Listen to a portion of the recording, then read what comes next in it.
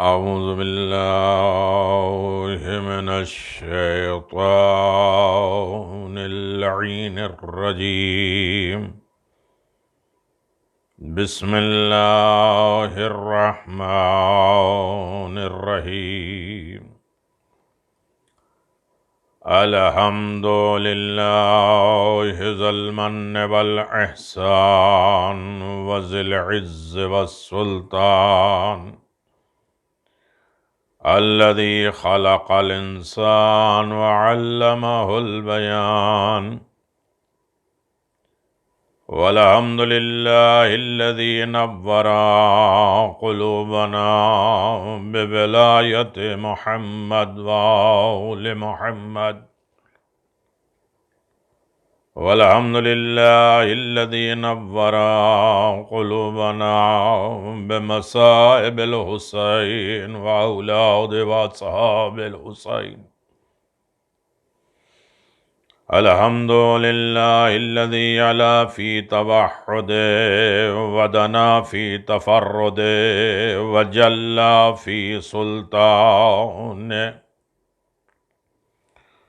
وعظم في أركانه وأحاط بكل شيء علما وهو في مكانه وقهر جميع خلقه بقدرته وبرهان. حمیدا لم يزل محمودا لا يزال مجيدا لا يزال مبتدئا معيدا وكل أمر إليه يعود.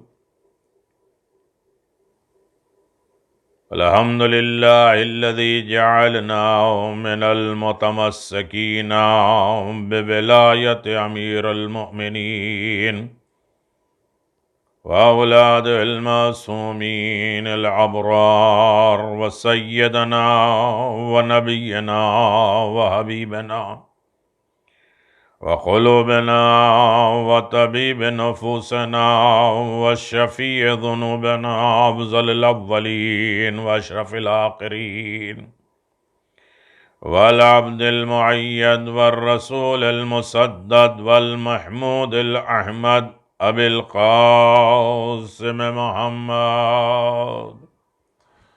اللهم صل على محمد وآل محمد وعجل فرج آل محمد. والصلاة والسلام مخصوص بالولاية منصوص بالوصاية يعصوم الدين سيد الوصيين إمام المتقين وسيدة الجليلة المخدومة المحرومة حق ميراث أبيها والسبتين إمامين سيد شباب أهل جنة وآله الطيبين لا سيما على الحق الجديد أنا الكافرين مهدي العمم وجامع الكلم باب الله الذي إمام المنتظر قائم عجل الله تعالى فرجك وظهورك وآله الطيبين ولعنة الله على أعدائهم من الآن إلى قيام يوم الدين. آمين يا رب العالمين. أما بعد فقد قال الله تبارك وتعالى في محكم كتابه المبين وهو أصدق الصادقين وقوله الحق. بسم الله الرحمن الرحيم. وَلَلْآخِرَةُ خَيْرٌ لَكَ مِنَ الْأُولَى وَلَسَوْفَ يُؤْتِيكَ رَبُّكَ فَتَرْضَى. صلوات بآواز بلند. اللهم صل على محمد وآل محمد. عزاداران مظلوم کربلا، عزاداری یاد امام مظلوم کربلا ذکر امام، پیغام امام، درس امام، امام سے رابطہ، یقیناً عزاداری کے معنی ہی ہے با کردار۔ عزاداری یعنی ایمانداری، عزاداری یعنی پرہیزگاری، عزاداری یعنی انسانیت، عزاداری یعنی دیانت، عزاداری یعنی امانت، عزاداری یعنی نمازی، عزادار یعنی نمازی، عزادار قرآن اور اہل بیت کے تابع ہوتا ہے۔ عزادار کا مقام کائنات میں سب سے عالی ہے، سب سے بہتر ہے۔ عزیزو، ساری کائنات اللہ نے خلق کی ہے پیغمبر اسلام احمد مجتبیٰ محمد مصطفیٰ صلی اللہ علیہ وآلہ وسلم کے صدقے میں، اور پیغمبر اسلام کو اللہ تبارک و تعالیٰ نے سب کچھ عنایت فرمایا، سب کچھ دیا ہے۔ کبھی اجر رسالت کے عنوان سے نبوت، خاتم المرسلین، عظیم پیغمبر، طٰہٰ، یاسین، مزمل، سب کچھ اللہ نے بغیر مانگے دیا ہے۔ کچھ چیزیں جسے پیغمبر نے خود مطالبہ کیا کہ مجھے ایسا سلطان چاہیے، تو اللہ نے کہا وَاجْعَلْنِی مِن لَدُنْکَ سُلْطَانًا نَصِیرًا، اس کے لیے تمہیں دعا بھی مانگنا پڑے گا، میرے دروازے پر آنا بھی پڑے گا۔ اور میں پیغمبر اسلام خانہ کعبہ میں گئے پورے، معلوم ہے کچھ چیزیں ہیں جسے پیغمبر نے مانگا ہے، مطالبہ کیا ہے، اور کچھ عطا الہی ہے۔ اِنَّا أَعْطَيْنَاكَ الْكَوْثَرَ، اے میرے پیغمبر ہم تمہیں کوثر عطا کریں گے۔ لیکن جس آیت کریمہ کو میں نے سرنامہ کلام قرار دیا ہے، میں نے گفتگو کا عنوان قرار دیا ہے، اس میں یہی ہے، سورہ والضحیٰ، وَلَلْآخِرَةُ خَيْرٌ لَكَ مِنَ الْأُولَىٰ وَلَسَوْفَ يُؤْتِيكَ رَبُّكَ فَتَرْضَىٰ، تمہارا پروردگار تمہیں میرے پیغمبر اتنا دے دے گا، بہت جلد تمہیں اتنا دے گا کہ تم راضی ہو جاؤ۔ آخر وہ مسئلہ کیا ہے کہ سب کچھ پیغمبر اسلام کے صدقے میں خلق کیا ہے، اور اللہ دے رہا ہے کہ میرا پیغمبر تو راضی ہو جا۔ پیغمبر کی زندگی اور ساری کائنات کی زندگی، ساری کائنات کی زندگیاں اور اعمال یہ ہیں کہ خدا راضی ہو جائے، اور اللہ کہتا ہے میرا رسول تو راضی ہو جائے گا جب وہ دولت دوں گا۔ اب یہ مسئلہ یہ ہے کہ کون سی وہ رضا ہے جو اپنے حبیب کو اللہ دے رہا ہے۔ جو شخص میری رضا مندی حاصل کرنے کے لیے عمل کرتا ہے، خداوند عالم، تھوڑی تمہیدی گفتگو ہے اور اس میں بہت سی جامعیت آپ کی خدمت میں پیش کر دی جائے گی، اور یقیناً یہی ایک زندگی کا صلہ ہے۔ پھر آپ کو عزاداری بھی سمجھ میں آ جائے گی، آپ کو نصرت حسین بھی سمجھ میں آ جائے گی، آپ کو شفاعت بھی سمجھ میں آ جائے گی، آپ کو رجعت بھی سمجھ میں آ جائے گی۔ میرا موضوع یہی ہے کہ نصرت اور شفاعت تحفہ الہی ہے، عطیہ الہی ہے جو سب کو نہیں ملا کرتی ہے۔ ہاں میرے عزیزو، میں اس کے لیے 3 چیزیں لازم کر دیتا ہوں۔ اللہ حدیث قدسی میں کہتا ہے کہ میں اپنی رضا کے لیے، اپنی خوشنودی کے لیے 3 چیزوں کو لازم کر دیتا ہوں۔ بڑی توجہ، میں تفصیل میں نہیں جاؤں گا میرے عزیزو، ہونا تو چاہیے تھا کہ اسی ایک بات پہ گفتگو ہو جاتی اور کمال کی گفتگو ہوتی میرے عزیزو، لیکن یاد رکھیے گا کہ میں اس کے لیے 3 چیزوں کو لازم کر دیتا ہوں۔ اس کو اپنی شکر کی پہچان اور طریقہ بھی بتاتا ہوں، شکر کیسے کرنا ہے۔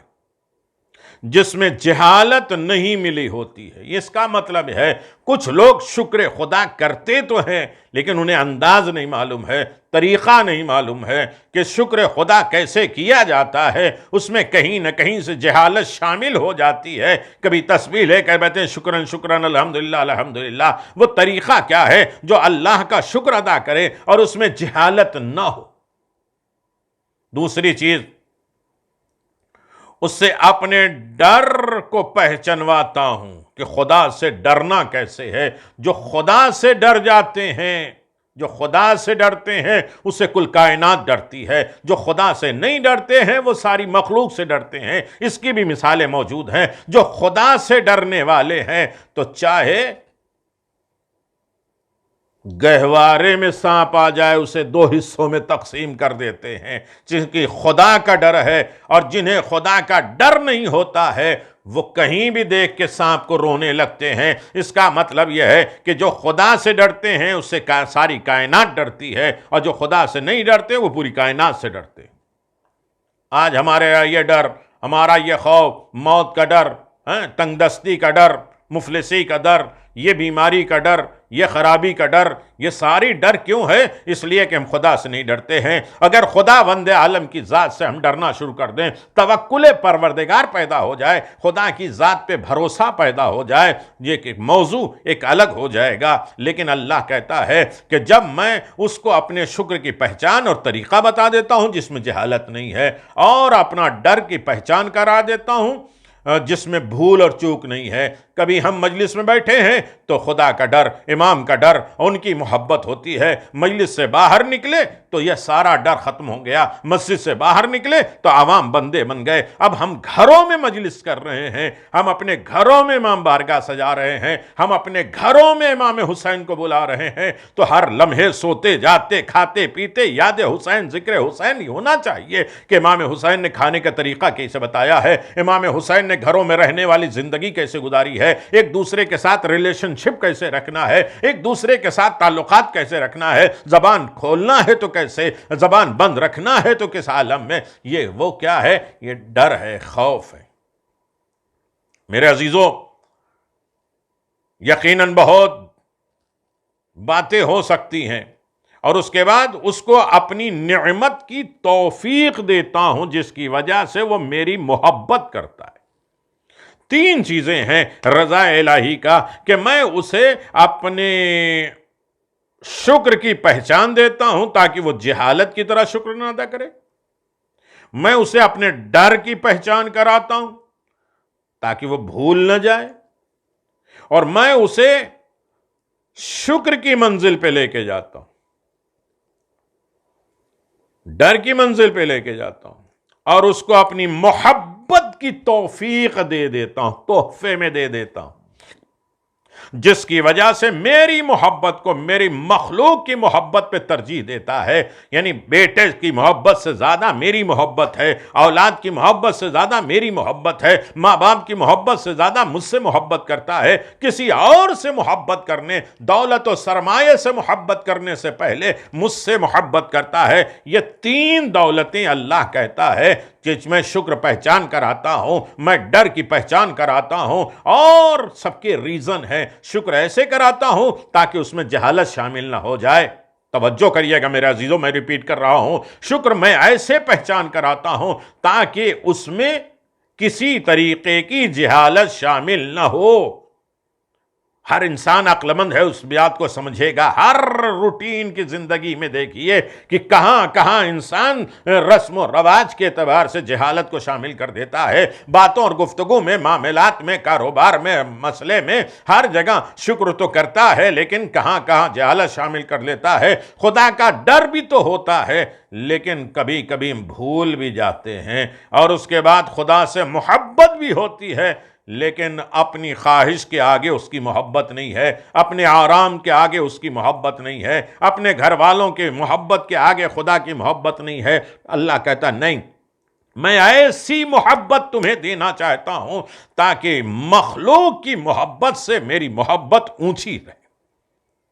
اللہ اکبر. اگر اندازہ لگ سکتا ہے اس کے بیک گراؤنڈ میں حدیثیں، واقعات، پیغامات، نصیحتیں قرآن میں بھرے پڑے ہیں. ہاں میرے عزیزو، احادیث میں موجود ہیں، روایت معصومین میں موجود ہیں. میں اس چیز کی طرف اور نہیں جاتا ہوں. ہو سکتا ہے دوسروں کے لیے یہ اہم موضوع بن جائے اور اسی بات کو 10 مجلسوں میں وہ پڑھ سکتے ہیں، اور میری طرف سے اجازت ہے وہ پڑھ سکتے ہیں. لیکن یہی بات کو اگر میں ثابت کرنا چاہتا ہوں تو یہ بات ذہن میں آ جائے کہ اللہ کی رضا کیسے ہے. آواز دیتا ہے ایسی رضا، ایسا شکر جس میں جہالت شامل نہ ہو، ایسا ڈر جس میں بھول نہ پیدا ہو، اور ایسی محبت جس میں مخلوق سے کمتر میری محبت نہ ہو. تمہاری چوائس، تمہاری پسند، ہاں اللہ نے کہا تو ہے لیکن ہونا تو یہ چاہیے تھا، میرا دل تو یہ چاہتا ہے. آواز دیا پھر سب کچھ ملے گا، رضا الہی نہیں ملے گا. نہیں، اس بات کو اور آگے بڑھائیں. یہ گفتگو پیغمبر سے معراج میں پروردگار نے کہا تھا. معراج میں گفتگو ہوئی تھی پیغمبر اسلام سے. اس کا مطلب یہ ہے، 2 لفظوں میں سن لیجئے تاکہ بات آگے بڑھ جائے. معلوم ہوا کہ خدا اپنے شکر، اپنے ذکر، اپنی محبت کو بے انتہا پسند کرتا ہے. خداوند عالم اپنی شکر کو، اپنے ذکر کو، جو خدا کا ذکر کرتے ہیں، یاد کرتے ہیں، وہ کبھی خدا سے غافل نہیں ہوتے ہیں اور وہ ڈرتے رہتے ہیں. اللہ کو اپنا شکر، اپنا ذکر، اپنی محبت سب سے زیادہ پسند ہے، اور اس کی توفیق اس کو دیتا ہے جو خدا کو راضی کرنا چاہتا ہے. جو خدا کو راضی کرنا چاہتا ہے اسے وہ شکر کی دولت، ذکر کی دولت اور اس کے بعد محبت کی دولت دیتا ہے. اب میرے عزیزو، خلاصہ میں یہ بتا دوں، اب ہر انسان کے پاس سچ ہے، گہرائی ہے، تھرمامیٹر ہے، وہ ناپتا رہے کہ خدا کی رضا ہمارے پاس کب آئے گی. خدا کی رضا بھی ایک طریقے کی نصرت اور مدد ہے، لیکن اس کے لیے جو شکر کا مقام جانے، اس کے لیے جو ذکر کی کیفیت جانے، اس کے لیے جو محبت کی تڑپ جانتا ہو، عشق جانتا ہو، اور خدا سے اور خدا کے بھیجے ہوئے نمائندوں سے. معلوم ہوا جو خدا شکر، اپنے ذکر اور اپنی محبت کو بے انتہا پسند کرتا ہے، اس کو توفیق دیتا ہے کہ وہ خدا کو راضی کرنا چاہتا ہے. پھر خدا کو ہر دشمن، اب یہاں سے سنیے، وہ خدا کو راضی کرنا چاہتا ہے اور خدا اس سے راضی ہو جاتا ہے. جو شکر، ذکر اور محبت کو خدا پسند کرتا ہے، اور اللہ جسے یہ 3 دولتیں دیتا ہے اس سے راضی ہو جاتا ہے. اب راضی ہو جانے کے بعد اس کی مدد کیا ہوتی ہے میرے عزیزوں؟ بہت بڑی قیمتی بات ہے، اگر اس انداز سے سمجھ لیجئے گا. جب یہ توفیق دے دیتا ہے کس کی؟ شکر کا، یہ ذکر کی، محبت کی، عشق کی، تو اس پہ راضی ہوتا ہے. اور جب راضی ہوتا ہے تو پھر خدا اسے ہر دشمن، ہر حاسد، ہر سرکش سے محفوظ رہتا ہے. یہی خدا کی مدد ہے. ابھی تک 3 سال کے عشرے میں نے یہ کہا تھا کہ بھئی ہم خدا کی مدد کیسے کر سکتے ہیں، وہ تو ہر چیز کا، کائنات کا مالک ہے. لیکن اللہ نے شرط لگا دی ہے کہ ان تنصروا اللہ ینصرکم، اگر تم میری مدد کرو گے تو ہم تمہاری مدد کریں گے. اگر ہم خدا کی مدد نہیں کر سکتے ہیں، نہیں کرتے ہیں، تو خدا ہماری مدد نہیں کرے گا. یعنی اب جب انسان شکر کی منزل پہ، محبت کی منزل پر، ذکر کی منزل پہ آ گیا تو خدا کا رضا اس کے ساتھ شامل ہو گئی. اور جس کے ساتھ خدا کی رضا شامل ہو جائے وہ ہر دشمن، ہر حسد کرنے والے اور ہر شرکش سے اس کو محفوظ رکھتا ہے. اب اس کے بعد کھولنے کی بات ہے اور اس کے بعد اجازت ہے کہ میں اور کچھ واضح کروں میرے عزیزوں. شیطان نے کہا میں بہکاؤں گا، کہا سب کو بہکاؤں گا، لیکن تیرے مخلص بندے کو نہیں بہکا پاؤں گا. یہ مخلص بندے کون ہیں؟ جو شکر بھی کرتے ہیں، ذکر بھی کرتے ہیں، محبت الہی بھی رکھتے ہیں. انہیں سب بہکا سکتا ہے، شیطان نہیں بہکا سکتا. کیوں؟ اس لیے کہ اللہ نے کہا کہ ہر دشمن سے اسے محفوظ رکھیں گے. تمہارا نفس تمہارا دشمن، شیطان تمہارا دشمن، اہل بیت کے دشمن تمہارے دشمن، تو ان سے محفوظ رکھیں گے. ہر حاسد سے محفوظ رکھیں گے۔ ام یحسدون الناس علی ما آتاہم اللہ من فضلہ، تمہیں کیا ہو گیا؟ تم ان لوگوں سے جلسی کرتے ہو جنہیں اللہ نے اپنے فضل سے کچھ دیا ہے۔ جب خدا کسی کو اپنے فضل سے کچھ دیتا ہے تو اسے حسد نہیں کیا جاتا، اس کی اطاعت کی جاتی ہے۔ ارے حسد کرنا ہے تو خدا سے حسد کرو کہ میرے اللہ ساری فضیلتیں اہل بیت ہی کو کیوں دے دی، ساری فضیلتیں سارے کمالات حسین ابن علی کے ذکر میں کیوں دے دی ہے، ساری فضیلتیں علی ابن ابی طالب میں کیوں دے دی ہے؟ تو میرے عزیزو یہ حسد خدا سے کرو۔ لیکن آل محمد نے کہا کہ خدا کا شکر ہے کہ لوگوں نے ہم سے حسد کیا ہے، ہم نے کسی سے حسد نہیں کیا ہے۔ حسد سے محفوظ رہتے ہیں۔ کوئی انسان فقیر سے حسد کرتا؟ کوئی انسان لنگڑے لولے انسان سے حسد کرتا ہے؟ یہ کس کی مدد ہے؟ یہ خدا کی مدد ہے۔ کس کی وجہ سے؟ کہ جب انسان شکر کرے تو جہالت نہ ہو، ڈر ہو تو بھول نہ جائے، اور محبت ہو تو کسی کی محبت اس سے کمتر نظر نہ آئے، اس کو خدا کی نصرت اور مدد ملتی ہے۔ اب آگے اپنے موضوع پہ آپ دیکھیے کہ ہاں یقیناً پیغمبر اسلام کو اللہ تبارک و تعالیٰ نے کیا کہا؟ آواز دیا میرے پیغمبر تمہیں ہم اتنا دے دیں گے کہ تم راضی ہو جاؤ گے، اور اتنی دولت دے دیں گے کہ تم راضی ہو جاؤ گے۔ میرے عزیزو یہاں تک بات آ گئی ہے، یہی بات کو میں آگے بڑھا سکتا ہوں کہ خدا کی نصرت اسے ہوتی ہے جو انسان شکر بھی کرے، جو انسان ذکر بھی کرے، جو انسان محبت بھی کرے۔ اب تھوڑی دیر آپ اپنے ذہن کو لے کے چلیے کربلا، اور کربلا میں امام حسین علیہ السلام، پوری کربلا سمٹ آتی ہے تین لفظوں میں، یا شکر ہے، یا ذکر ہے، یا عشق ہے۔ حسین نے سب کچھ شکر کے انداز میں کیا ہے، ذکر کے انداز میں کیا ہے، اور اس کے بعد عشق۔ جوان بیٹا بھی جا رہا ہے، پروردگار تیرا شکر ہے اس لیے کہ یہ میرے پاس امانت ہے، میں مالک نہیں ہوں۔ ملکیت جانے پر انسان کے اندر جو ہے نربسی پیدا ہوتی ہے، ناشکری پیدا ہوتی ہے، لیکن امانت کو صحیح ادا کرنے کے بعد انسان کے مزاج میں شکر پیدا ہوتا ہے۔ کیا سن رہے ہیں میرے عزیزو؟ آمادہ ہیں؟ میں ادھر ادھر کی باتیں کر کے آپ کا ٹائم خراب نہیں کرنا چاہتا ہوں، ایک ایک بات کو ایک ایک گھنٹے تک تفصیل میں بیان کر سکتا ہوں، لیکن پورا سمیٹ کا 1 گھنٹے میں 10 دن کا میٹر، اس لیے کہ اگر موقع ملا ہے آج گھروں میں بیٹھ کے تنہا سوچیں تو یقیناً سوچیں کربلا وہ ہے جس میں شکر خدا ہے، ذکر خدا ہے، اور عشق خدا ہے۔ اتنے لوگ جاں باز کیوں ہیں؟ اتنے لوگ تیار کیوں ہیں اثار و قربانی کرنے کے لیے؟ کل قربانی کا دن ہے، سب سے پہلے تم جانا یہ کیا ہے؟ یہ عشق خدا بھی تو ہے۔ لاشیں آنے کے بعد مائیں شکرانہ ادا کرتی ہیں، یہ شکر خدا بھی تو ہے، اور یہ ساری قربانی کرنے کے لیے تیار ہیں۔ یہ عشق الہی ہے، عشق الہ، اور عشق امام ہے، عشق حسین ہے۔ ایک مرتبہ کیا جان، 10 مرتبہ، 1000 مرتبہ قتل کیا جاؤں، جلا دیا جاؤں، پھر بلائے جاؤں، پھر بھی آپ کی نصرت اور مدد کے لیے ہم تیار ہیں۔ یہ کیا ہے؟ عشق امام ہے، محبت امام ہے۔ تو اگر انسان خدا کو راضی کرنا چاہتا ہے تو یہ 3 دولتوں کو اپنائے۔ جب یہ 3 دولتیں خدا راضی ہو جاتا ہے تو اسے ہر دشمن سے محفوظ رکھتا ہے، ہر حاسد سے محفوظ رہتا ہے، اور اس کے بعد ہر سرکش انسان کو محفوظ رہتا ہے۔ یہی خدا کی نصرت ہے، مدد ہے۔ حاسدوں سے بچا لے، یہ نصرت خدا ہے۔ ہم میرے عزیزو دشمن سے سیف کر لے، محفوظ کر لے، یہ کیا ہے؟ نصرت خدا ہے۔ اور نصرت خدا یقیناً ہر انسان کے حصے میں نہیں آتی ہے۔ انسان جل جائے، مر جائے، خوف زدہ ہو جائے۔ اب اللہ تبارک و تعالیٰ نے یہ فرمایا کہ انسان بارگاہ الہی میں اس انداز سے گفتگو کرنے والا ہے کہ اللہ تبارک و تعالیٰ نے بندے کو، اب میں دوسری چیز کی طرف توجہ دلاؤں آپ کو خدمت میں، اسی چیز کو، یہ ہے نصرت۔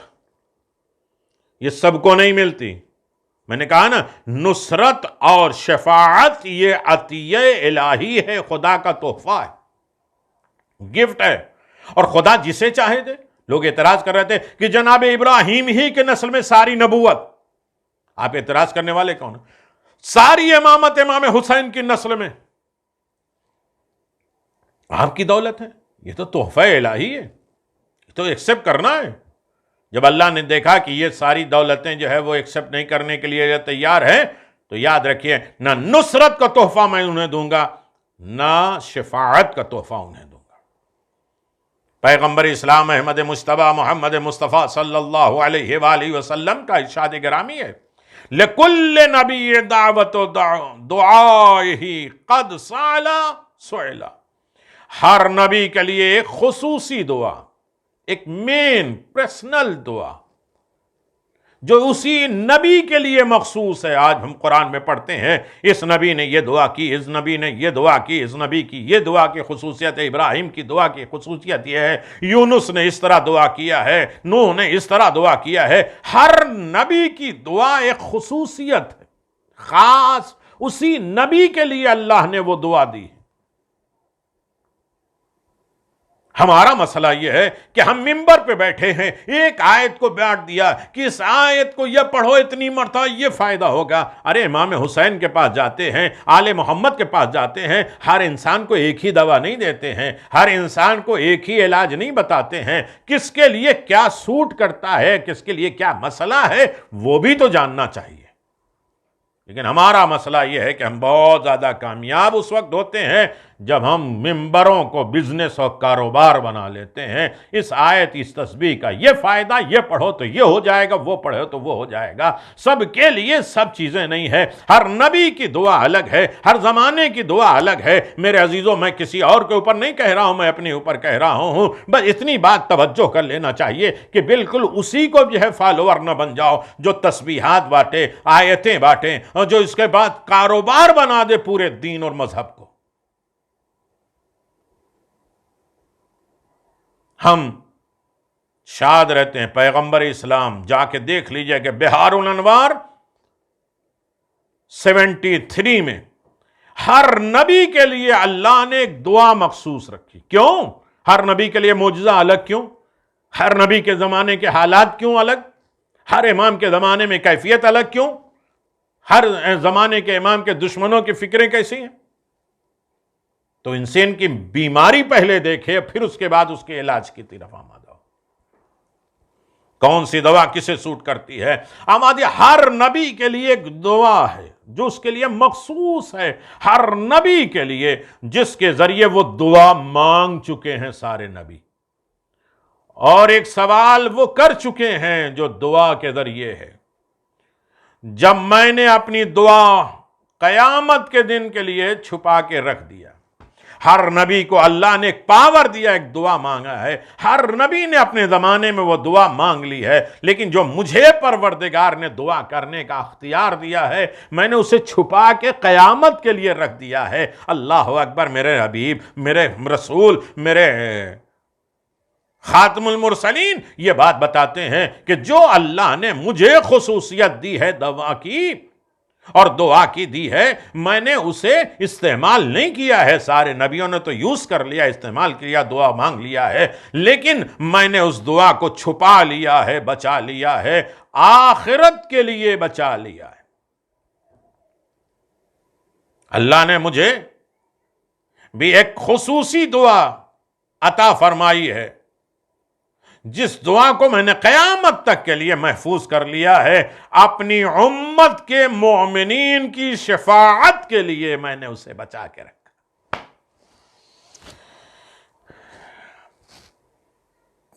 ہر دعا ہر نبی کے لیے اختیار میں، لیکن نبی مرسل کے لیے جو اللہ نے دعا کی اہمیت دی ہے، اور وہ دعا پیغمبر نے چھپا کے رکھا ہے اور آواز دیا ہے کہ اس کے لیے اپنی امت کی شفاعت کے لیے میں نے چھپا لیا۔ یعنی شفاعت کتنا اہم رتبہ ہے کہ نبی مرسل جس کے صدقے میں سارے نبی بنے، سارے مرسل بنے، سارا دین آیا، سارا مذہب آیا، ساری چیزیں پیدا ہوئی ہیں، اس نبی کو جو اللہ نے تحفے میں دیا ہے، دعا مانگنے کا اختیار دیا ہے، اسے پیغمبر نے قیامت کے لیے رکھ دیا ہے، اور اس قیامت کے تحفے کا نام ہے شفاعت، جو سب کو نہیں ملے گی، مومنوں کے ملے گی۔ میری امت کے مومنوں کے لیے. مومن جانتے ہیں آپ؟ یا علی حب کا ایمان و بغض کا کفر و نفاق. اے علی تمہاری محبت ہی تو ایمان ہے، تم سے دشمنی کفر نفاق ہے. عزیزو، اللہ اعلان فرماتا ہے وَلَا سَوْفَ يُعْتِيكَ رَبُّكَ فَتَرْضَىٰ. وہ عطیہ شفاعت ہے، وہ اللہ کی شفاعت ہے، واللہ وہ شفاعت ہے. اے میرے پیغمبر، ہم تمہیں عنقریب اتنا دے دیں گے کہ تم راضی ہو جاؤ گے. پیغمبر نے فرمایا واللہ وہ شفاعت ہے، واللہ وہ شفاعت ہے. ساری کائنات پیغمبر کو راضی کرنے میں لگی ہے. اللہ پیغمبر کو راضی کرتا ہے، اور وہ راضی کس طریقے سے ہوتے ہیں؟ شفاعت کے ذریعے. شفاعت بہت بڑی دولت ہے. شفاعت اور نصرت میں بڑا فرق ہے، لیکن دونوں تحفہ اللہ کی طرف سے. میں نے گزارش کر دیا، اہل علم جانتے ہیں کہ اس کی قدر کیا ہوگی. اہل علم جو سن رہے ہوں گے وہ اس مجلس کو 10 مجلسیں بانٹ کے پڑھ سکتے ہیں. یقیناً میں نے بڑا بھروسہ کرتے ہوئے آپ کی خدمت عالیہ میں یہ ایک سمپل کے طور پہ گزارش کر دیا. شفاعت کبھی کہا کہ میں تمہیں اتنا دے دوں گا تم راضی ہو جاؤ گے، تو جناب سیدہ دیا ہے، اور اس کے بعد آواز دیا علی کی ولایت عطا کی ہے، اور اس کے بعد شفاعت دی ہے. لیکن شفاعت کبریٰ جناب سیدہ سلام اللہ علیہ، سب سے بڑی شفاعت کا حقدار جناب سیدہ. ورنہ شفاعت تو ظاہر حسین کرے گا، مجلس حسین میں آنے والا کرے گا، حسین کا تذکرہ کرنے والا کرے گا، اور اللہ کہے گا اے محشر میں آنے والے ظاہر حسین، مجلس حسین میں آنے والے، جس کا دل چاہے ہاتھ پکڑ کے تم چلے جاؤ اور انہیں نجات دلا دو. شفاعت کریں گے، اختیار ہے، شفاعت کرنے کا اختیار ہے. اب میں شکر کی منزلوں پہ نہیں جا رہا ہوں، شکر کے مقامات پر نہیں جا رہا ہوں، لیکن اتنی بات تو ہر انسان بڑی توجہ کے ساتھ سن لیتا ہے، اور توجہ کے ساتھ سننے کے لیے اختیار رکھتا ہے کہ میرے عزیزو، یقیناً نصرت خدا اور شفاعت الہی ایک تحفہ ہے جو اللہ دیتا ہے، اور اللہ دے کے یہ بتا دیتا ہے کہ نہ کسی طرف سے تمہیں نصرت ملے گی، نہ کسی طرف سے تمہیں شفاعت ملے گی. ہاں میرے عزیزو، ایسا نہیں ہے، انبیاء اور مرسلین کے درمیان میں بھی شفاعت ہوئی ہے، اور انبیاء اور مرسلین کو بھی اللہ تبارک و تعالیٰ نے اپنی نصرت اور مدد سے یاد کیا ہے. اگر ایک جملہ میں آپ کے اذہان عالیہ تک پہنچا دوں، اور صحیح منزل پر انسان اس چیزوں کو اپنے ذہن اور فکر میں لے لے، تو ہر منزل پہ کامیاب ہو جاتا ہے، اور اس طریقے سے کامیاب ہوتا ہے کہ یقیناً سرفرازی اسی کی زندگی میں ہے، کامیابی اسی کی زندگی میں ہے، اور ہر طریقے کی انسان کی رسپیکٹ، ادب، احترام نصرت الہی، مدد الہی میں. اور آخرت میں اس دنیا میں ہے کتنے دشمنوں، کتنی مصیبتوں اور بلاؤں سے پروردگار نے ہماری مدد کی ہے. تو کیا آخرت میں چھوڑ دے گا؟ جبکہ سب کچھ آخرت کے لیے بنایا گیا ہے.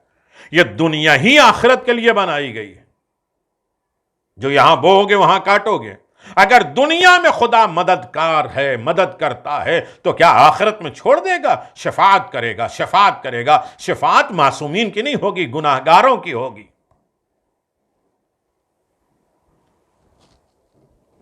جو آل محمد کے چاہنے والے ہیں انہیں چھوڑا نہیں جائے گا، گناہگاروں کی شفاعت ہوگی. عزادارو، امام حسین کی نصرت کیسے کریں؟ کئی باتیں آئیں گی. خدا ہمارا ناصر و مددگار ہے، اور حسین کی نصرت اور مدد ہم کیسے کریں؟ اس لیے کہ حسین ابن علی نے کربلا میں کیا کہا تھا؟ حل من ناصر ینصرنا. امیر المؤمنین علی ابن ابی طالب علیہ السلام فرماتے ہیں، جب خدائے متعال نے ساری زمین پر نگاہ کی، کل کائنات کے اوپر خدا نے جب نظر ڈالی، تو انتخاب کیا، ہم اہل بیت کو چنا. پوری کائنات میں، عالمین میں جس پر اللہ نے نگاہ کی، اس میں سے ہم اہل بیت کا انتخاب کیا، چنا، چوز کیا. پھر پوری بشریت کو دیکھا، پوری انسانیت کو دیکھا، ان میں سے ہمارے شیعوں کا انتخاب کیا۔ عزیزو، آج ہی کے مجلس پورے 10 دن کے لیے کافی ہے۔ تمام بشریت کے اوپر جو خدا نے نگاہ کی ہے وہ ہمارے شیعوں کا انتخاب کیا۔ یہ ہم شیعوں کے لیے ایک بہت بڑی خوشخبری ہے، اور دعا ہے کہ خدا ہمیں شیعان علی بن ابی طالب قرار دے، شیعان حسین قرار دے، ان کو منتخب قرار دے۔ مگر ان کے شیعہ ہونے کی بھی کچھ شرطیں ہیں، صرف دعوی شیعہ ہونا کافی نہیں ہے۔ امام حسین غریب نے خود فرمایا کہ تم یہ نہ کہو کہ ہم تمہارے امام کے شیعہ ہیں، بلکہ ہاں یہ کہو کہ میں محب ہوں۔ شیعہ ہونا اور ہے، محب حسین ہونا اور ہے۔ شرطیں ان میں سے یہ ہے کہ ہمارے شیعہ ہماری نصرت کریں گے، مدد کریں گے، ہمارے دین کی، ہمارے پیغامات کی، ہمارے احکامات کی، ہمارے مقصد کی جو حفاظت کریں، ان کی مدد کریں، وہ ہمارے شیعہ ہیں۔ صرف اپنے فائدے کے لیے، محبوں کے لیے تو امام حسین کے راہ میں بہت سے لٹانے والے ہیں، امام حسین کی یاد بنانے والے تو بہت سے ہیں، امام حسین کا ذکر کرنے والے تو محب بھی ہیں، لیکن شیعہ وہ ہیں جو ائمہ معصومین کی نصرت کریں، امام حسین کی نصرت اور مدد کریں، اور ہمیں رسوا نہ کریں کہ ان کا عمل یہ بتائے کہ ہاں یہ تو شیعہ ہے۔ اور وہ اس وقت بھی ثابت قدم رہیں جب ہم پر چاروں طرف سے حملہ ہو، عزاداری کے اوپر حملہ ہو، فضائل اہل بیت پر حملہ ہو۔ ہر انسان بیٹھا ہوا ہے اور آواز دیتا ہے آج عزاداری کی اصلاح ہو جائے، آج یہ نقص اور عیب، یہ ساری چیزیں آج دنیا میں اصلاح کرنے کے لیے کھڑے ہوئے ہیں۔ میرے عزیزو، عزاداری کی اصلاح کرنا آپ کا حق نہیں ہے، عزاداری خود کائنات کی اصلاح کرنے کا ذریعہ ہے، عزاداری میں اصلاح کرنے کی ضرورت نہیں ہے۔ اب نئے فتنے نہ پیدا کیے جائیں، عزاداری میں ایسا ہونا چاہیے، ویسا ہونا چاہیے۔ ارے عزاداری کے ذریعے آپ کو ایسا ہونا چاہیے، آپ اس طرح اپنے آپ کو بدلیے۔ عزاداری میں کیا ہونا چاہیے، کیا نہیں ہونا چاہیے، یہ ہماری ذمہ داری نہیں ہے، اس لیے کہ عزاداری کر کے گزر جانے والے یہ بتاتے ہیں کہ عزاداری کے ذریعے اپنی زندگی کو سنوارو۔ عزیزو، اہل بیت کے اوپر چاروں طرف سے اپنے، پرائے، غیر، سب حملے کرتے ہیں۔ جہاں محرم آیا تنقیدوں کا سلسلہ شروع ہوا، کوئی اعتراضات کرتا ہے، کوئی تنقید کرتا ہے، کوئی ممبر پہ، کوئی ذاکری پر، کوئی نوحے پر، کوئی علم پر، کوئی تابوت پر، کوئی اور دیگر چیزوں پر اعتراضات لے کے بیٹھ جاتے ہیں۔ کہتے ہیں کہ جب ہمارے اوپر چاروں طرف سے حملہ ہو تو اس وقت میری نصرت اور مدد کرے۔ شاید اسی لیے امام حسین نے روز عاشور آواز بلند کی تھی، حل من ناصر ینصرنا، کوئی ہے جو میری مدد کرے۔ شاید یہ دیکھنا چاہتے تھے کہ اس پورے مجمع میں کوئی ہمارا شیعہ ہے۔ قیامت تک آنے والا کوئی بھی میری آواز پہ لبیک کہہ کے اپنے آپ کو شیعہ ثابت کر دے گا، ورنہ کتنے لوگ مدد کرنے آئے تھے۔ پہاڑ مدد کرنے آیا، ہاں میرے عزیزو، بادل مدد کرنے آیا، فرشتے مدد کرنے آئے، پانی مدد کرنے آیا، ہاں عزادارو، ہوا مدد کرنے آئی، جن مدد کرنے آئے، خدا کی قدرت خود مدد کرنے۔ حسین نے آواز دیا، مجھے ایسی نصرت چاہیے، ایسی مدد چاہیے جو ہمارے دین کی نصرت ہو۔ چاروں طرف سے جو اہل بیت کے اوپر حملے ہوں اس کا دفاع کر سکے، جو ہمارے لیے رسوا اور ذلیل نہ ہو، جو ہمارے دین کی نصرت اور مدد کرے۔ دیکھنا چاہتے ہیں یہی ہے، کون ہے میرا شیعہ، اور یہی آواز روز قیامت کے لیے میزان و معیار بن جائے گی۔ یہاں دنیا میں حسین نے نصرت اور مدد چاہی، اور آخرت میں یہی شیعہ کے لیے آواز آئے گی، آؤ ہم شفاعت کے لیے تیار ہیں۔ دنیا میں نصرت حسین، نصرت دین، نصرت خدا ہے، اس کو لیے نصرت الہی ہے، اور آخرت میں شفاعت الہی، شفاعت معصومین ہے۔ شیعہ ہونے کی بہت سی شرطیں ہیں، یفرحون لفرحنا یحزنون لحزننا یبذلون باموالنا۔ اللہ اکبر، کون سی منزلوں پر انسان گزر سکتا ہے کہ آواز دیا کہ سنو شیعہ ہو، اور شیعہ ہونے کے بعد تمہاری زندگی میں یہ بات طے ہونا چاہیے کہ تم شیعہ علی ابن ابی طالب میں قرار دیے جاؤ۔ اور شیعہ جانتے ہو کیسے کسے کہتے ہیں؟ معصومین نے فرمایا کہ یاد رکھو، وہ شیعہ ہماری خوشی میں خوشیاں مناتے ہیں اور ہمارے غم میں غمگین ہوتے ہیں، اور اپنے مال اپنی جانیں ہمارے لیے قربان کر دیتے ہیں۔ مال راہ امام میں، راہ دین میں، عزاداری میں، زندگی میں قربان کر دیتے ہیں۔ ماں ہم ٹھیک ہے، ہم اپنے گھر بار کو نہیں لوٹا سکتے، اپنی اعلیٰ اولاد کو حسین کے نام پہ قربان نہیں کر سکتے، حسین نے نہیں مانگا، لیکن کم از کم اپنے وقت کو، اپنی زندگی کو، اپنے خیالات کو، اپنی اچھائیوں کو، نیکیوں کو، اور امام کی راہ میں پیسے اور دولت اور سرمایہ کو خرچ کرنے کے بعد یہ بتا تو سکتے ہیں کہ حسین ہم آپ کے شیعہ ہیں اور آپ کے ناصر اور مددگار ہیں، اور اس نصرت کی وجہ سے ہمیں شفاعت اور رجعت ملے گی۔ امام حسین کے لیے جو تڑپ رہے ہوں گے انہیں امام زمان دوبارہ بلائیں گے رجعت کے ذریعے۔ جو امام زمان کو یاد کر رہے ہوں گے انہیں محروم نہیں کیا جائے گا۔ قیامت سے پہلے جب امام کی حکومت ہوگی تو رجعت ایک الگ سبجیکٹ ہے پورا، پھر انشاءاللہ گفتگو ہوگی۔ اس وقت حالات کا یہ تقاضا نہیں ہے، اس وقت یہ حالات ہیں، اس کا تقاضا یہ نہیں ہے کہ ہم راہ خدا میں جان دے دیں، اپنے بچوں کو یتیم کر دیں، عورتوں کو بیوہ کر دیں، مگر ہاں حالات اس بات کے متقاضی ہے کہ ہم اپنی دولت کو، اپنے وقت کو، اپنی زندگی کو، اپنے عمل کو امام حسین کے راہ میں قربان کر دیں۔ اپنی دولت کو، اپنی عزت کو، اپنی شہرت کو، اپنی انانیت، اپنی تکبر، غرور کو سب امام حسین کے راستے میں دے دو، راہ حسین میں خرچ کر دو۔ مثلا اگر مہینے کی آمدنی 1000 ہے تو ان میں سے 1/4 مجلس حسین کے لیے مخصوص کر لو۔ ہر آدمی، بچوں کو آمادہ کرو، جو انہیں پاکٹ منی دیتے نا ان کو 1 روپیہ آمادہ کرو کہ راہ حسین میں دینے کی عادت ڈالو، مخصوص کر دو۔ یہ کوئی بہت بڑی رقم نہیں ہے، مہینے میں 100 روپیہ میں بھی اگر 10 روپیہ بھی امام حسین کے راہ میں آپ خود کریے، کسی کو نہ دیجیے، راہ حسین میں دیجیے۔ اے ضعیف میں تجھے پانی پلا رہا ہوں راہ حسین میں، اے مریض تجھے میں یہ دوا دے رہا ہوں راہ حسین میں۔ یہ سبیل امام حسین کی جو لگی رہتی ہے، یہ کیا ہے؟ شفا ہے، برکت ہے۔ آپ خود اپنے ہاتھ سے سبیل کریے، 2 آدمی کا علاج کرا دیجیے، 2 آدمی کی مجلس کرا دیجیے، 2 آدمی کے تبرک کا ذریعہ بنا دیجیے، 2 آدمی کے امام بارگاہ اور محفل اور اپنے گھر میں اہتمام کرا دیجیے۔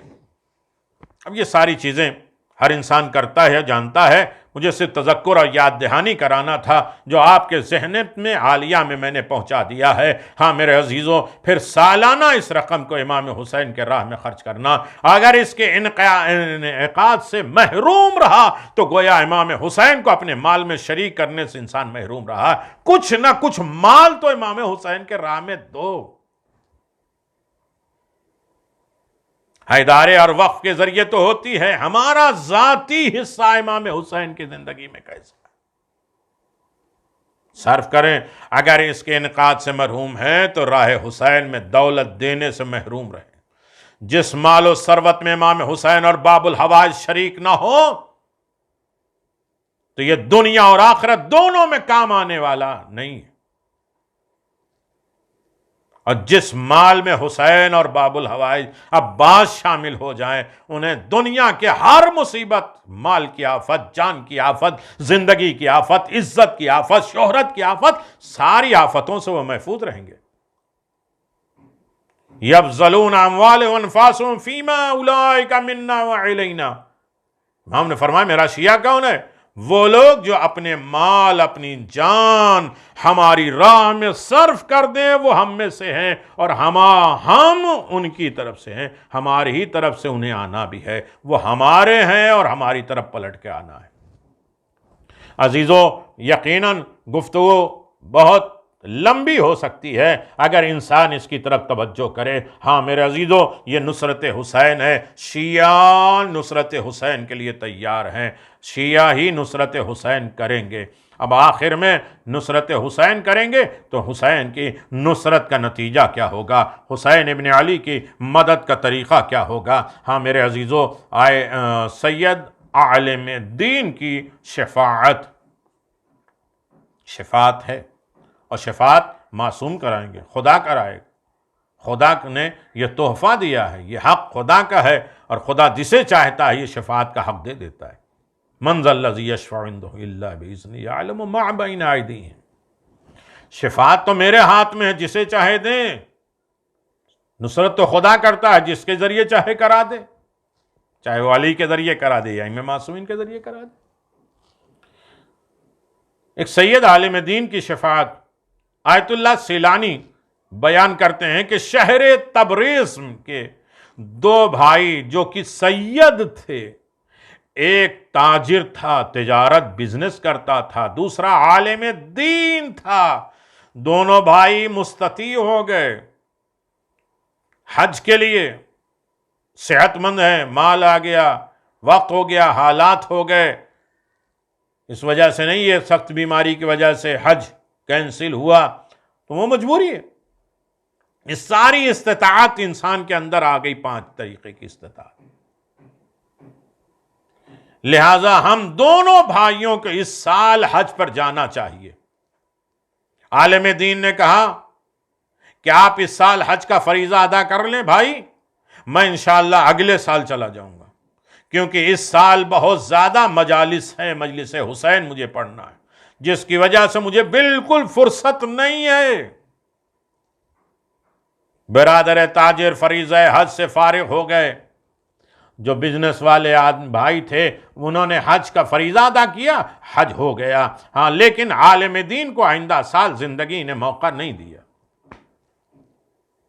اس دنیا سے چلے گئے، وہ اس دار فانی سے کوچ کر گئے۔ تاجر برادر بہت پریشان رہتا تھا کہ میرا بھائی کس حال میں ہوگا، کس حال میں ہوگا، ایک حج چھوٹ گیا تو کیا عالم ہوگا اس کی۔ ایک رات عالم دین بھائی اس کے خواب میں آیا اور دیکھا کہ وہ ایک خوبصورت باغ میں چہل قدمی کر رہا ہے اور بہت خوش ہے۔ میں نے ان سے کہا کہ میں تو آپ کے لیے بہت پریشان تھا، مگر آپ کی زندگی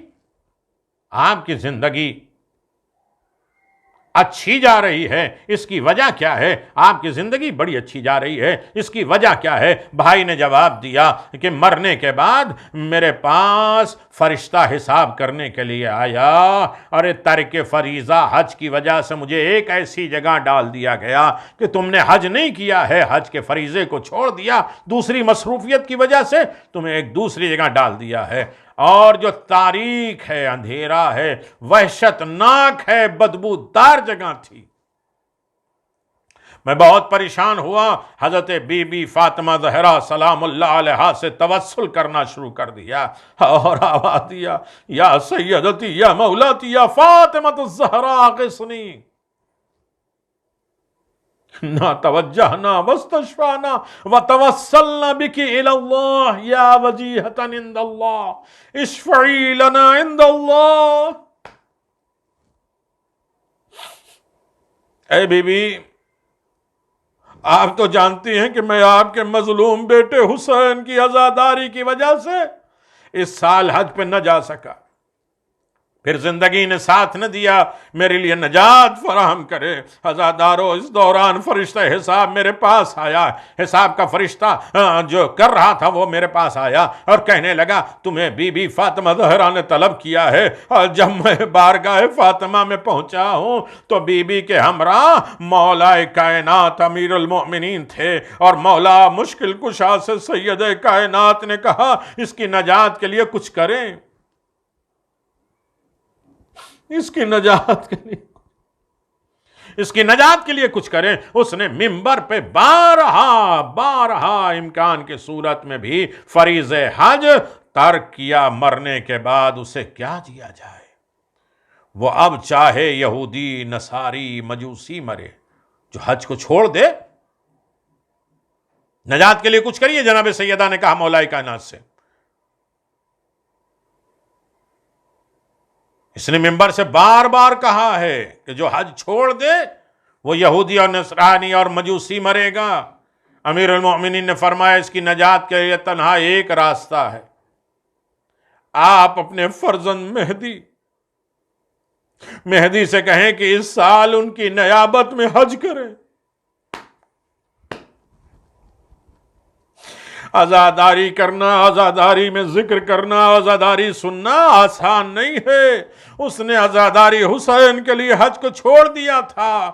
آواز دیا جناب سیدہ نے، علی کچھ کریے، تو مولا نے فرمایا ایک راستہ ہے فاطمہ، اپنے بیٹے مہدی سے کہو کہ ان کی نیابت میں حج کر دے۔ کتنی بڑی شفاعت ہے، کتنی بڑی برکت ہے۔ عزادارو، لہذا بی بی فاطمہ زہرا سلام اللہ علیہ نے حضرت مہدی عجل اللہ تعالی فرجہ الشریف سے فرمایا، اور آپ نے قبول بھی کر لیا امام زمان نے، جس کی وجہ سے میں نجات پا گیا، مجھے شفاعت مل گئی۔ یہ ہے عزاداری۔ عزاداری کے لیے وقت نکالیے، یاد حسین کے لیے وقت نکالیے میرے عزیزو، اس کے ناصر اور مددگار امام زمان ہیں۔ عزادارو، بڑی اہتمام کے ساتھ یہ عزاداری منائی جا رہی ہے۔ حسین کربلا پہنچ رہے، راستے میں کتنے مصائب، کتنی دشواریاں، کتنی تکلیفیں برداشت کی حسین ابن علی نے۔ مکے سے نکلے حسین، کبھی مسلم کی خبر شہادت سنی، عباس کا گریہ دیکھا، جگہ جگہ قافلہ ٹہرتا ہوا، اس منزل پر آ گیا کہ ہر کا لشکر آیا ہے اور پانی طلب کیا ہے۔ حسین نے پانی دیا ہے۔ میرے عزیزو، آسان نہیں ہے۔ کبھی سوچو تو صحیح کہ جس کے لیے خود پانی کم ہو اور سب نے کہا کہ پانی ہمارے پاس اتنا ہی ہے جو ہمارے بچوں کے لیے کام آ سکے، حسین نے کہا نہیں، ایثار کر دو، قربان کر دو۔ یہ پہلی منزل ہے۔ کربلا سے پہنچنے کے پہلے حسین نے ایک درس دیا ہے کہ اپنی ضرورت کو چھوڑ کر دوسروں کی ضرورت کو پورا کر دینا یہ کربلا ہے۔ اپنی ضرورتیں تو خود جانور بھی پورا کر دیتے ہیں، اپنی ضرورتوں کو چھوڑ کر دوسروں کی ضرورت کو پورا کر دینا ہے، یہ ہے مطالبات کربلا۔ اور ایسا ہی نہیں ہے جو پیاسے کو حسین دیکھتے تھے اور جانتے تھے کہ اب یہ مر جائے گا، اتنی دیر نہیں رک پائے گا کہ میرے جن کے جانور پی لیں اور یہ پی لیں تو اس کا نمبر آئے گا، لیکن سب بنی ہاشم پانی پلا رہے ہیں۔ حسین خود گئے ہیں، اس کے منہ کے قریب اپنا ہاتھ رکھا، اوپر سے پانی ڈال کے اسے پلاتے رہے۔ یہ حسین کا کرم۔ لیکن وہی ظالم نے کربلا میں 10 محرم کو حسین کے ساتھ کیا کیا؟ عزادارو، حسین کربلا پہنچ گئے۔ کربلا کی زمین اٹھائی سونگی، پہلا خیمہ لگایا میرے عزیزو، خیمہ بی بی زینب سلام اللہ علیہا کو اس میں بٹھایا گیا۔ جناب زینب تڑپ گئی، آواز دی اما فضا، میرے بھیا حسین کو بلا لاؤ۔ جب حسین غریب آئے، آواز دیا بھیا حسین یہاں سے کہیں اور چلو، اس لیے کہ مجھے خیمے کے پیچھے کسی بی بی کے رونے کی آواز آ رہی۔ آواز دیا بہن زینب تم نے پہچانا نہیں ہے، میری ماں فاطمہ زہرا ہے جو بقی سے چلی تھی، میں لپٹ کے آواز دے رہا تھا۔ آواز دیا اماں میں جا رہا ہوں مدینے سے، تو میری ماں کی آواز آئی تھی میرے لال حسین تم تنہا نہیں جاؤ گے، تمہاری ماں تمہارے ساتھ ساتھ جائے گی۔ آواز دیا بھیا یہ عجیب ہوا چل رہی ہے کہ ہر طرف تمہارے خون کی خوشبو آ رہی ہے، کہ یہ کرب و بلا ہے اور کرب و بلا میں میں شہید ہوں گا۔ حسین نے زمین خریدی اور آواز دیا ہے بنی ہاشم بنی اسد کے قبیلوں، ارے جب میں اس دنیا سے چلا جاؤں تو میرے لاشے کو دفن کر دینا، یہ زمین 3 شرطوں سے لے لیں، لاشے کو دفن کر دینا۔ حاضاداروں، پھر عورتوں کو بلایا، آواز یہ ہے عورتیں، بنی اسد کی عورتیں، میں نے تمہارے مردوں سے وصیت کی ہے، اگر وہ نہ سنیں، نہ سمجھ میں آئے، ڈر جائیں، خوفزدہ ہو جائیں ابن زیاد سے، تو تم رات کے بہانے آنا اور اس کے بعد میرے لاشے کو دفن کر دینا، رات کے سناٹے میں آنا، اور اس کے بعد آواز دیا اپنے بچوں کو بھیجو۔ جب بچے آئے تو ایک مرتبہ حسین نے آواز دیا، میں اصغر کا بابا ہوں، میں سکینہ کا بابا ہوں، میں نے تمہارے ماں باپ سے وصیتیں کی ہیں، اگر کسی ڈر اور خوف کی وجہ سے تمہارے ماں باپ میرے لاشے کو دفن نہ کر سکے، ارے تم کھیل کے بہانے آنا، میرے لاشے پہ ایک ایک خاک ڈالتا جانا، مٹھی خاک ڈالتے جانا، تمہارا کھیل ہوگا، میرا لاشا دفن ہوگا۔ 2 محرم آ گئی، حسین میدان کربلا میں پہنچ گئے، حسین کے عزاداروں نے دنیا کے ساتھ الا لعنت اللہ علی قوم الظالمین سیعلم الذین ظلموا ای منقلب ینقلبون انا للہ و انا الیہ راجعون۔